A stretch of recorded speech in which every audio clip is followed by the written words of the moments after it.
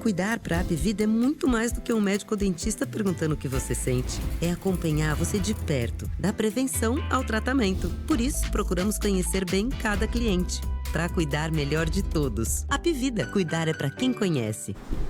Minha gente, eu estou de volta e desta vez com mais uma grande personalidade, uma protagonista muito importante da medicina no estado do Amazonas e que tem uma atuação muito destacada na cidade de Manaus. A convidada do programa para a gente bater um papo aqui na Hora do H é a doutora Adriele Nogueira Salles. Ela é neurologista e atua diretamente numa UTI de AVC, de acidente vascular cerebral, AVC, que muita gente que a partir de agora está nos vendo conhece e usualmente chama de derrame cerebral. Então nós vamos falar desse assunto que é seríssimo, seríssimo. E vou dizer mais para vocês. É o seguinte, a doutora Adriele está aqui para justamente confirmar isso. A minha maior preocupação era trazê-la aqui para ter essas confirmações.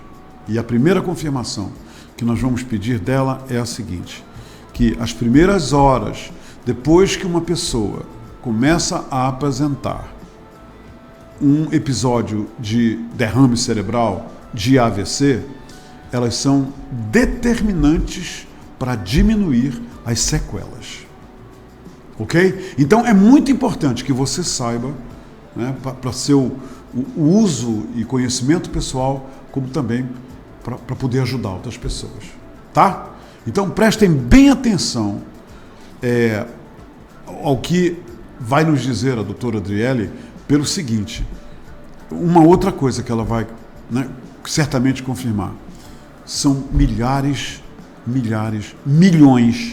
de casos, tá vendo? Olha, eu falei milhares, mas na verdade são milhões de casos diariamente no mundo inteiro. E nós precisamos ouvir o que essa especialista, essa pessoa que tem toda a capacidade e que vive no seu dia a dia na medicina, desenvolvendo a sua expertise para salvar vidas, para diminuir as consequências de quem é acometido por um episódio de AVC. Tá bom? Vamos ouvir a doutora Adriele, tá bom? Doutora Adriele, primeiro, uma alegria revê-la.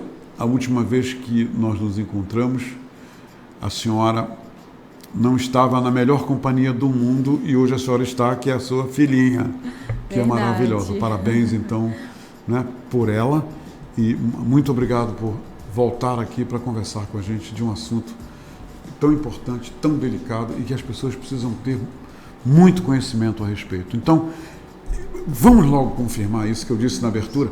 As primeiras horas, e quantas horas são, doutora, depois que uma pessoa começa a apresentar sintomas de um AVC, são determinantes para diminuir as sequelas? Bom, boa tarde, ouvintes. É um prazer muito grande estar aqui disseminando a informação. A informação hoje é a nossa melhor arma, né, em relação à prevenção e ao tratamento das doenças, né? Bom, o AVC isquêmico é uma doença que tem tratamento, então muita gente não sabe disso hoje ainda, tá, Humberto? As pessoas acham que você ter um derrame, você está fadado a ter sequelas para o resto da vida, mas a medicina está atualizada e a gente sabe que o AVC isquêmico tem tratamento nas primeiras até 4 horas e meia dos sintomas com remédio. E hoje esse tempo expandiu até 24 horas, com a possibilidade de um procedimento intervencionista que chama trombectomia mecânica. Então, AVC, além de ter tratamento, os tratamentos são muito eficazes para essa doença. Mas a gente sabe que quanto mais tempo o paciente fica sem receber o tratamento, maior a chance de sequelas. Doutora, quais são os primeiros e é importante a gente identificar isso, os primeiros sintomas de que uma pessoa está tendo um AVC isquêmico? O que acontece com ela? é importante que o público entenda que o início é súbito, ou seja, em 1 minuto eu estou aqui conversando com você, no outro eu já estou apresentando sintomas de AVC. Então, esses sintomas são fala enrolada, fala arrastada, a boca torta. A pessoa não consegue articular as palavras, às vezes fica sem falar, sem emitir o som, e às vezes fica emitindo sons enrolada, a fala fica disártrica, que a gente chama, né? Então, a fala às vezes fica até incompreensível. Ele consegue emitir um som, mas são sons incompreensíveis. O rosto fica torto, né? A boca pode ficar torta. Pode paralisar. Isso tudo é súbito, né? É assim. De uma hora para outra. Uma hora você está conversando, na outra hora você pode já estar com os sintomas, né? Então, a característica do evento vascular é que o início é súbito. Outros sintomas são ficar com um lado paralisado do corpo, sem mexer um braço ou a perna. Então, muitas vezes são idosos que são encontrados caídos em casa, porque ele caiu, porque ele perdeu a força de um lado do corpo. E ele pode cair na rua também, não é? Pode cair em qualquer lugar. Já tive paciente que caiu no shopping, foi encontrado caído perto da escada rolante. Então, a boca torta, fala enrolada, paralisia de um lado do corpo, dormência de um lado do corpo, que é perda de sensibilidade, perda da consciência, desmaio súbito, né? Pode ser sintoma de AVC. A pessoa não pode, por exemplo, dar um abraço, doutora, levantar os braços também? Pode ser um dos sintomas. A pessoa não consegue elevar um dos braços, né? Não pode consegue, ser um dos né? sintomas de AVC. E essa palavra SAMU, o porquê as pessoas deveriam decorar a palavra SAMU em relação a um derrame cerebral? Foi criado, né, nas campanhas de AVC, que acontecem todos os anos por volta de outubro, que é o Dia Mundial do AVC, dia 29 de outubro. Foi criado um mnemônico, né, a palavrinha SAMU, para nos ajudar a identificar um paciente com AVC. Então, o S do SAMU é de sorriso. O paciente com AVC, ele não consegue dar um sorriso. Não consegue. Porque a boca fica torta. Sim. Né? O A é de abraço. O paciente não consegue elevar os braços. Um deles fica fraco, claro. Pode ser um sinal de AVC. O M é de música. Esse paciente não consegue falar nem cantar. Né? Identificando um desses sintomas, sinais e sintomas, tem que ser chamado SAMU com urgência. Então, o U é de urgência. Então, essa sigla... chama o centro... Qual é o número? Serviço médico, 192. 192, imediatamente. Urgência, uma pessoa apresentou isso, pega o telefone, ligar. Não é para esperar pro... a mãe chegar, não é para esperar o vizinho avaliar, não é para dar medicação sem orientação, é para chamar a urgência e levar para o hospital o mais rápido possível. E quanto mais rápido ele for atendido e medicado, as sequelas podem ser menores, é isso? Menores, isso. Quanto mais tempo fica, né, sem tratamento, maior a chance do paciente ficar com uma sequela irreversível, uma sequela para o resto da vida. Quer dizer, uma pessoa que cai na rua, que não está conseguindo falar, que está balbuciando palavras, essa pessoa imediatamente coloca num carro, leva para o hospital. Idealmente, essa é a atitude, idealmente, não é? Aguardar o serviço de urgência, sim, né? Sim. Caso tenha algum problema para acionar o serviço de urgência, esse paciente tem que ser levado para o hospital o mais rápido possível. Doutora Adriele, o corpo dá algum sinal de que vai acontecer um AVC, por exemplo, uma dor de cabeça, uma tontura, nada? Como é que é?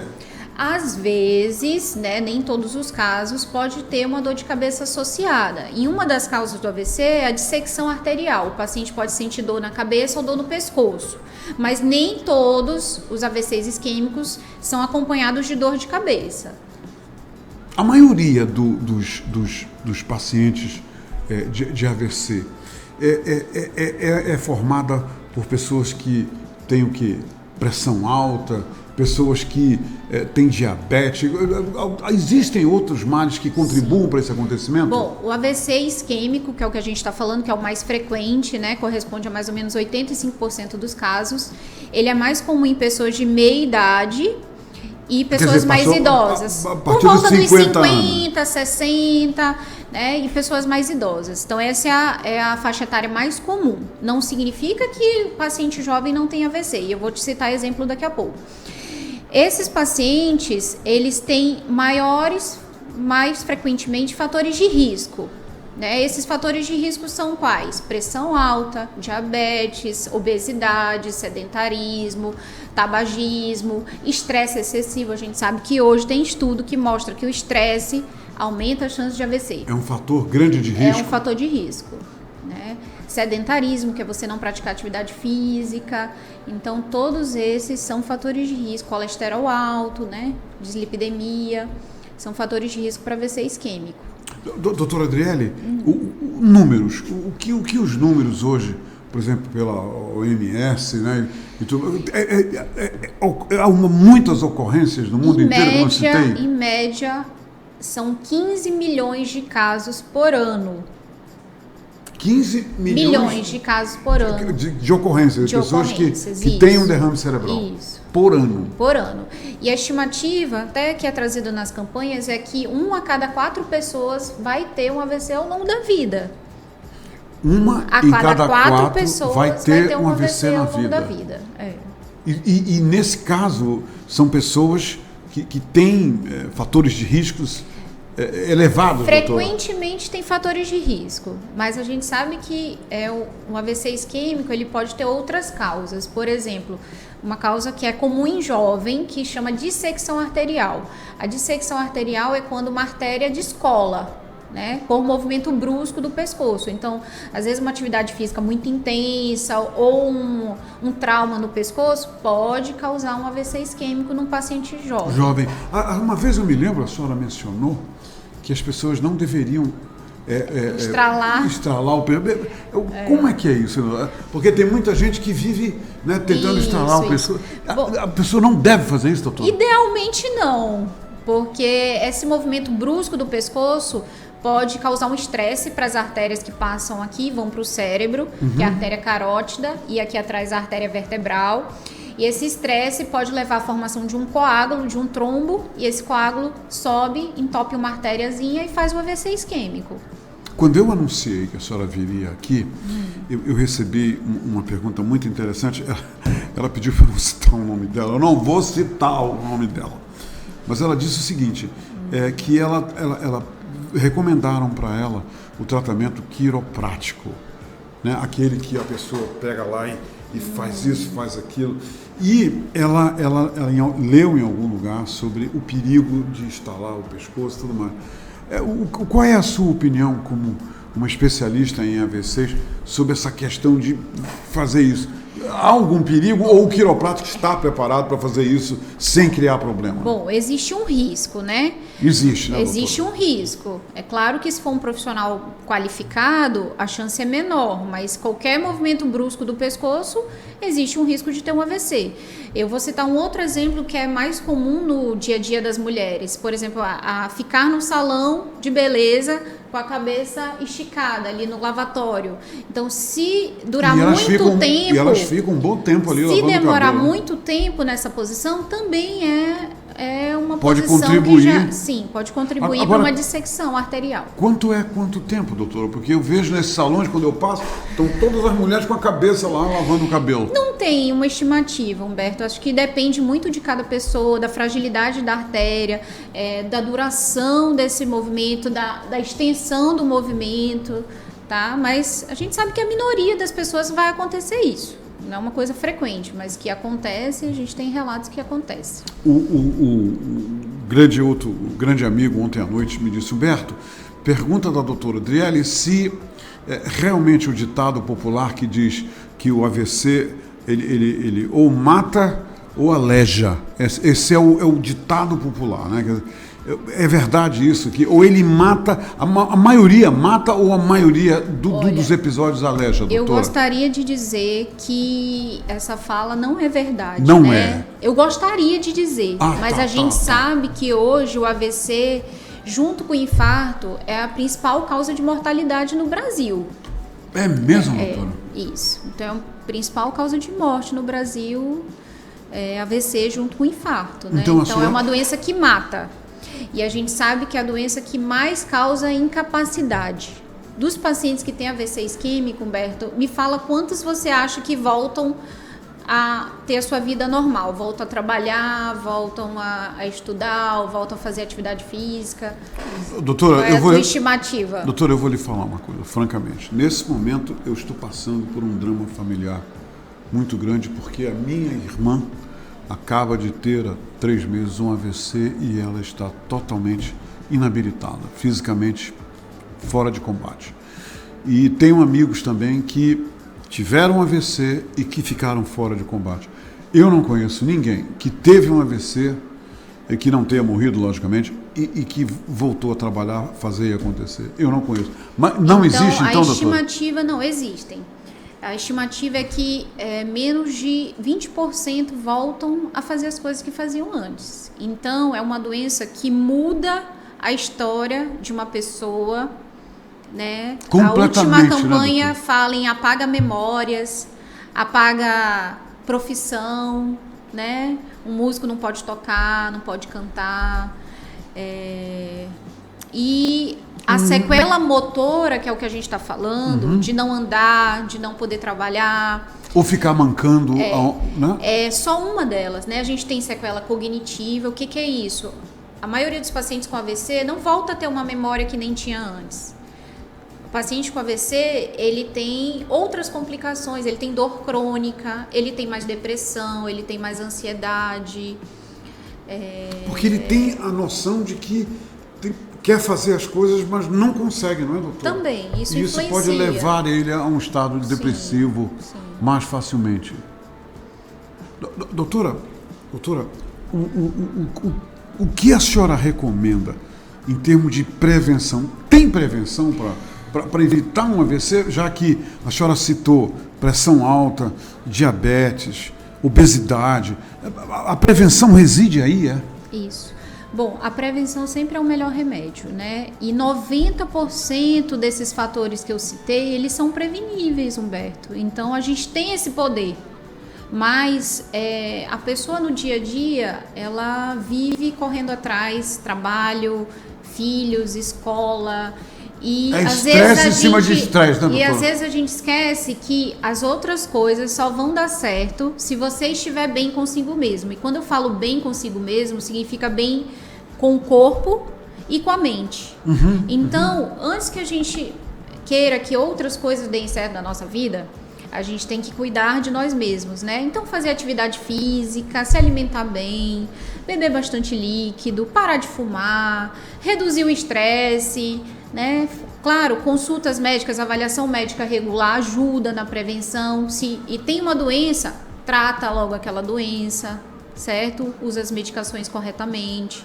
Praticar atividade física. Então, assim, são medidas simples que dependem de cada um de nós para prevenir um futuro AVC.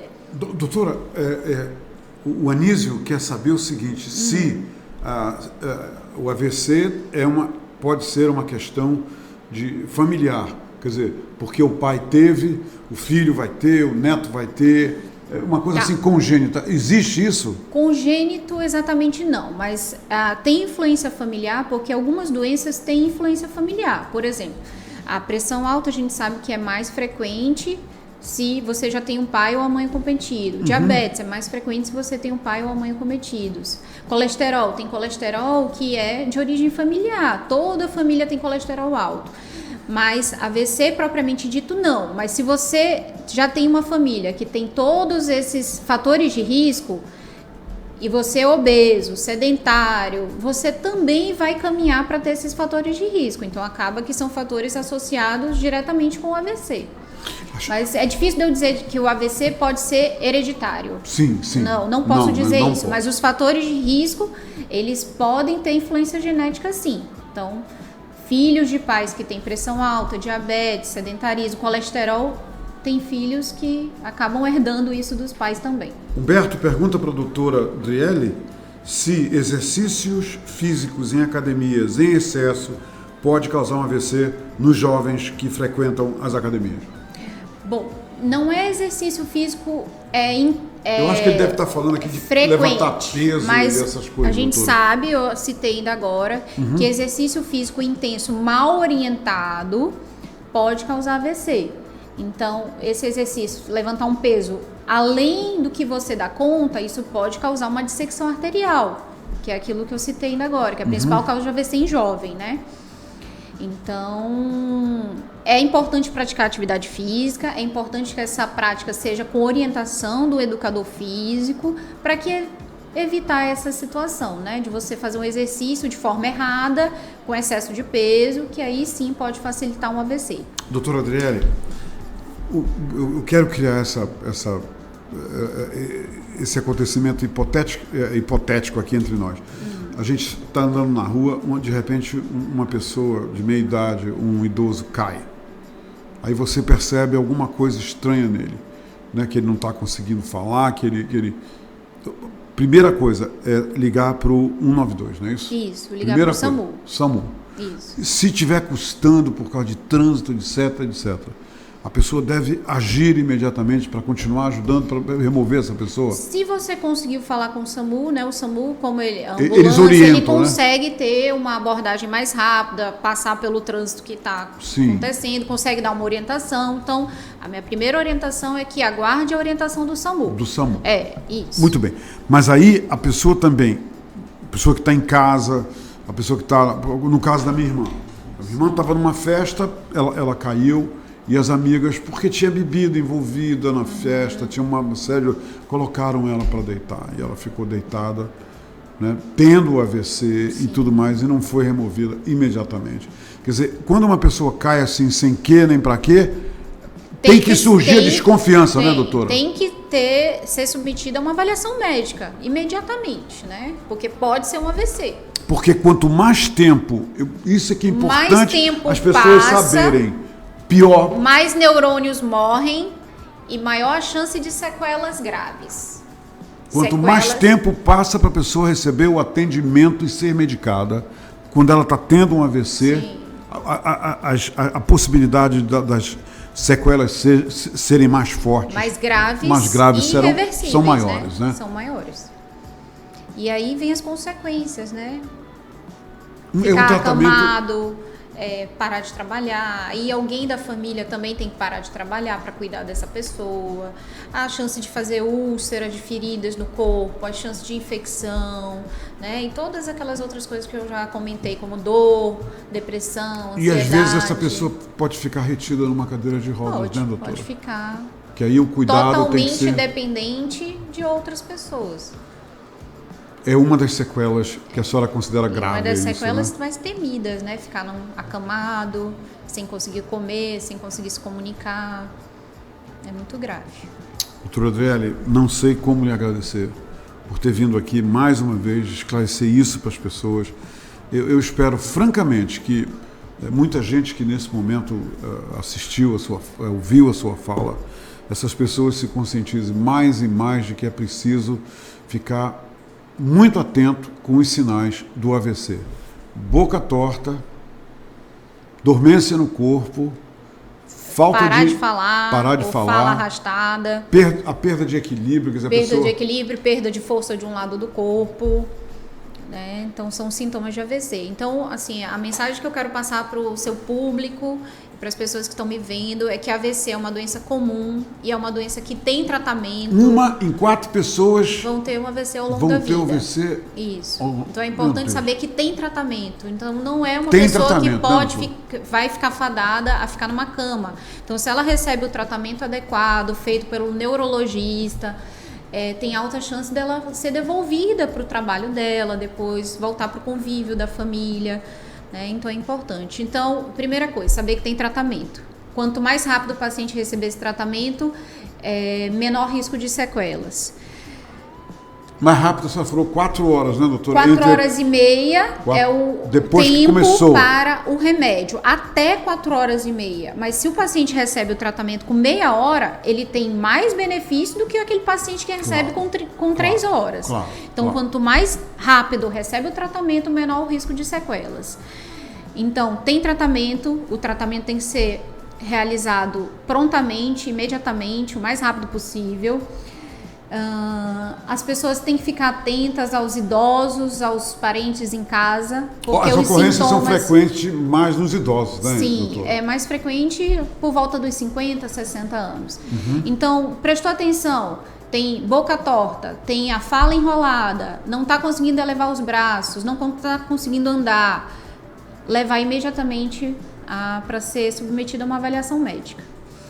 E outra coisa importante, que ainda está muito na cultura do povo, que você ter pressão alta, isso já é a causa do AVC. Não, isso Não é um fator né, de risco, tá? É um fator que aumenta a chance de você ter um AVC, mas não é a causa do AVC. A gente sabe que uma das principais causas de AVC é a aterosclerose. O que é isso? São placas de gordura nas artérias, tá?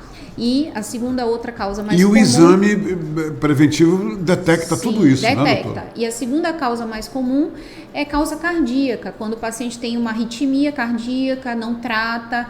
Então, esse é um paciente que tem risco de ter um AVC. Essas são as duas principais causas. Né? Então, é importante que seja avaliado por um neurologista, seja acompanhado por um neurologista, junto com a equipe multidisciplinar.